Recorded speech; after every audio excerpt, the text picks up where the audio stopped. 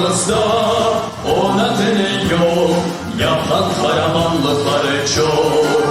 Ölüm gelen milletini batırırsın, ölüm gelen tutup kızreke koyarsın, ölüm gelen sen aklının yıldırırsın. Ölüm gelen, ölüm gelen, ölüm gelen milletini batırırsın, ölüm gelen tutup kızreke koyarsın, ölüm gelen sen aklının yıldırırsın.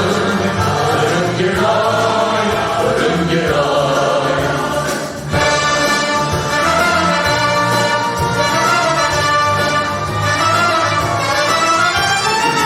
Seni ölüm mimarcılıklı, muzika ve edebiyattı. Yanından kurdu Han sarayını, sevdalık gözyaş çeşmesini. Ölüm gelen sen milletin kaygıladın, ölüm gelen sen vatanı parçaladın, ölüm gelen sen dilekten kıskan oldun. Ölüm gelen, ölüm gelen. Ölüm gelen kafanı sevgi oyulsun, ölüm gelen sen aklının yıldızısın. Ölüm gelen, ölüm gelen.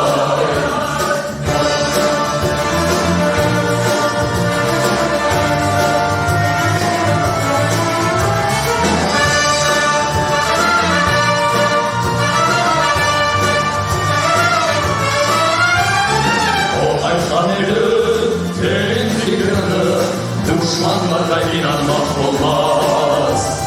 Vatan kalkıcı cennete girdi, sevdalık gözyaş çeşmesine. Ölüm gelen milletine batırırsın,